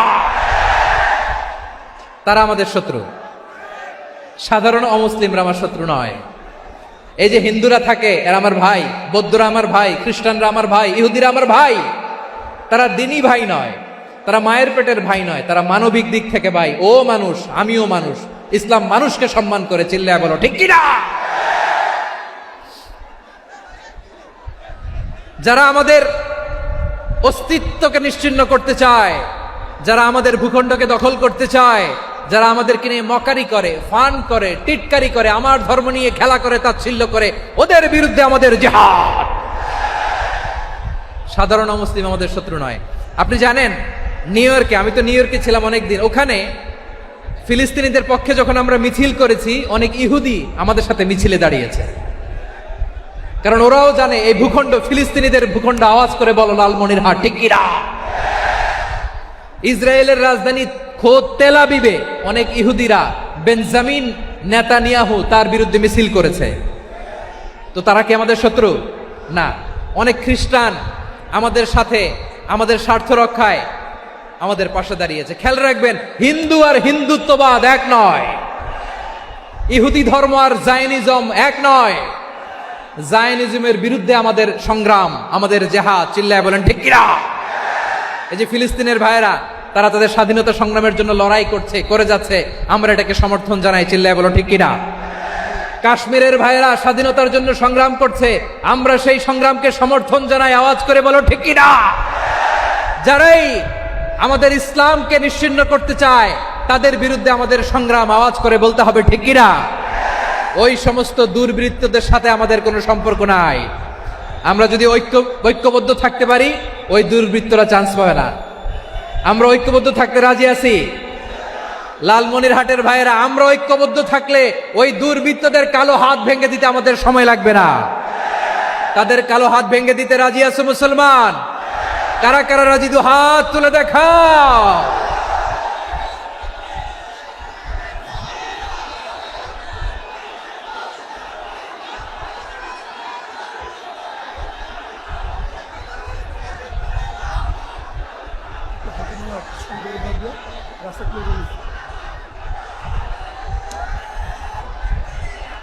আমার প্রাণ প্রিয় লালমনিরহাটের ভাইয়েরা, শত্রু কাফের আর অশত্রু কাফেরের মধ্যে পার্থক্য আছে না নাই? আবু তালেবও মুশরিক, আবু জাহেলও মুশরিক, কিন্তু দুই মুশরিকে পার্থক্য আছে না নাই? আবু তালেব নবীর চাচা, মুশরিক, মারা গিয়েছে মুশরিক অবস্থায়, কিন্তু আজীবন আমার নবীকে আগলে রেখেছে, আমার নবীকে সাপোর্ট করেছে, ভালোবেসেছে। আবু জাহেলও মুশরিক, মারা গিয়েছে মুশরিক হিসেবে, আজীবন আমার নবীর বিরুদ্ধাচারণ করেছে। আবু জাহেলের শক্তি, সামর্থ্য, স্ট্র্যাটেজি, প্ল্যান সব আমার নবীর বিরুদ্ধে ছিল। এই আবু জাহেলের কারণে একটা দিন শান্তিতে আমার নবী মক্কায় ঘুমাতে পারে নাই, চিল্লায় বলেন ঠিক কিনা। এজন্য রাব্বুল আলামিন বলেন, লা ইয়ানহাকুমুল্লাহু আনিল্লাযীনা লাম ইউকাতিলুকুম ফিদ-দীন ওয়া লাম ইখরিজুকুম মিন দিয়ারিকুম আন তাবাররুহুম ওয়া তুকসিতু ইলাইহিম ইন্নাল্লাহা ইউহিব্বুল মুকসিতিন।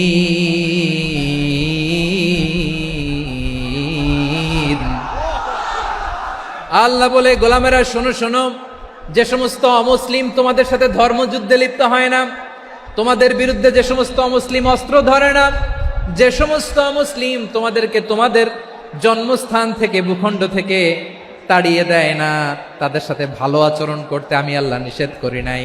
তাদের সাথে সদাচরণে কোনো নিষেধাজ্ঞা নাই, বরং তাদের সাথে সদাচরণ করো, এটাই আমি আল্লাহ চাই। তাহলে আমার যে অমুসলিমরা আমাদের সাথে শত্রুতা করে না, তুচ্ছতাচ্ছিল্য করে না, আমাদের ভূমি থেকে আমাদেরকে উচ্ছেদ করতে চায় না, আমাদের বিরুদ্ধে অস্ত্র ধরে না, ওই অমুসলিম ভাইদের সাথে আমাদের কোনো দ্বন্দ্ব আছে? কোনো বিরোধ আছে? বরং আছে ভালোবাসা। বরং আছে কি? এই ভালোবাসা দিয়ে আমরা বিশ্ব জয় করব। রাজি আছো মুসলমান? আমাদের পুঁজি ভালোবাসা। আমাদের পুঁজি কি? এবার আওয়াজ করে বলেন, আমার এই পুরো আলোচনা থেকে the religious coexistence, peaceful coexistence, শান্তিপূর্ণ সহাবস্থান, কমিউনাল হারমোনি, এই সাম্প্রদায়িক সম্প্রীতি, এই আলোচনা থেকে কি বুঝলেন? ইসলাম কি ন্যারো মাইন্ডেড না ব্রড মাইন্ডেড? এই ব্রড মাইন্ডেড হৃদয় নিয়ে ভালোবাসা দিয়ে আমরা বিশ্ব জয় করতে চাই। রাজি আছেন? আল্লাহ কবুল করুক, আমরা সবাই পড়ি আমিন। লালমনিরহাটের জেলা স্টেডিয়ামে আমার প্রিয় মায়েরা বোনেরা, আপনাদের জন্য একটা হাদিস বলে শেষ করব। বিশ্বনবী বলেন, আমার মায়েরা খেয়াল করে শুনুন, বিশ্বনবী আপনাদের উদ্দেশ্য করে বলেন, আল মারআতু ইযা সাল্লাত খামসাহা ওয়া সামাত শাহরাহা হাফিজাত ফুরুজাহা আতাআত বা'লাহা ফালতাদখুল মিন আইয়ি আবওয়াবিল জান্নাতি শাআত।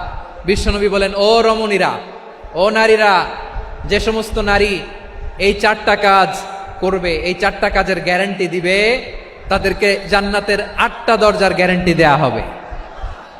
কি 4টা কাজ? 1 নম্বর, আল মারআতু ইযা সাল্লাত খামসাহা, যে নারী 5 ওয়াক্ত নামাজ পড়ে। কি করে? জেলা স্টেডিয়ামে অবস্থানরত আমার নারীরা বোনেরা, বিশ্বনবী আপনাদেরকে 4টা কাজের কথা বলেছেন, খুব বেশি না। 4টা করলে 8 জান্নাতের দরজা সব খোলা। কোনটা দিয়ে যাবেন? যেটা দিয়ে মনে চায়। 1 নাম্বার 5 ওয়াক্ত নামাজ। আমার বোনেরা জোহরের নামাজ পড়তে পড়তে এটা আসরে নিয়ে যায়, আসর পড়তে পড়তে এটা মাগরিবে নিয়ে যায়। এরকম আসরা নাই? লালমনিরহাটে হয়তো নাই। আমার বোনেরা এটা করবেন না। ইন্নাস সালাতা কানাত আলাল মুমিনিনা কিতাবাম মাওকুতা, সময় মতো পড়বেন। সামাত শাহরা, রমাদানের রোজাগুলো রাখবেন। হাফিজাত ফুরুজাহা, যে নারী তার চরিত্রকে হেফাজত করে, তার প্রাইভেট হেফাজত করে, তার লজ্জাস্থান হেফাজত করে। ও মায়েরা, আপনার এই গর্ভ যে কত দামি আপনি জানেন না। আপনার এই গর্ভ থেকে জন্মাবে আগামীর সালাহুদ্দিন আল আইয়ুবী। আপনার গর্ভ থেকেই জন্মাবে ইমাম আল মাহদি আল মুনতাজার। আপনার পেট থেকে জন্মাবে আবু সাইদের মতো বীর সৈনিক। আপনার পেট থেকে জন্মাবে মুগ্ধের মতো বীর মুজাহিদ। আপনি জানেন না কে আসবে আপনার পেট থেকে। সময়টাকে কাজে লাগান, ইসলামকে বুঝেন, মানেন, আমাদের ইসলামিক লেকচারগুলো শোনেন। আমরা যে বার্তাগুলো, ইনস্ট্রাকশনগুলো, দিক নির্দেশনাগুলো আপনাদের খেদমতে রাখি, এগুলো মেনে চলুন। আপনিই পারেন আপনার ঘরটাকে জান্নাতের টুকরা বানাতে। একটা family, it's a very big institution and you are the MD, the managing director of this institution. চিল্লায় বলেন ঠিক কিনা? চাইলেই পারেন ঘরটারে জান্নাতের টুকরা বানাতে। 5 ওয়াক্ত সালাত, রমাদানের রোজা, নিজের চরিত্রের হেফাজত, ও আতাআত বা'লাহা, স্বামীর আনুগত্য। এটাতে অনেকে ভুল করে থাকে। হায় রে আমার বোনেরা, স্বামীর আনুগত্যকে এটা নিজের অপমান মনে করবেন না। আপনার স্বামী আপনার সবচেয়ে বড় গার্ডিয়ান, তিনি আপনার সবচেয়ে ভালো চায়। নারী কখনো গার্ডিয়ানশিপের বাইরে থাকতে পারে না। হয় আপনি বাবার গার্ডিয়ানশিপের ভেতরে, বাপ না থাকলে ভাই আপনার গার্ডিয়ান, ভাই না থাকলে চাচা গার্ডিয়ান, বিয়ের পরে আপনার স্বামী আপনার গার্ডিয়ান। শরিয়া সম্মত স্বামীর আদেশগুলো আপনি মেনে চলবেন, কিন্তু শরিয়া বিরুদ্ধ কোনো আদেশ মানতে আপনি বাধ্য নয়। আওয়াজ করে বলুন সবাই ঠিক কিনা? এই 4টা কাজ যদি কোনো নারী করে, বিশ্বনবী বলেন জান্নাতের 8টা দরজা খোলা। তোমার যেটা দিয়ে মনে চায় সেটা দিয়ে জান্নাতে তুমি এন্ট্রি নিতে পারবা। আমরা এখানে লালমনিরহাটের সোহরাওয়ার্দী ময়দানে আজকে যেমন একত্রিত হতে পারলাম, আল্লাহর জান্নাতেও যেন একত্রিত হতে পারে। আল্লাহ তুমি তৌফিক দান করো। আল্লাহ আমার এই কলিজার টুকরা যুবক ভাইদেরকে তুমি ওমরে ফারুকের মতো কবুল করো। জেলা স্টেডিয়ামে অবস্থানরত আমার মা বোনদেরকে তুমি ফাতেমার মতো, খাদিজার মতো কবুল করো।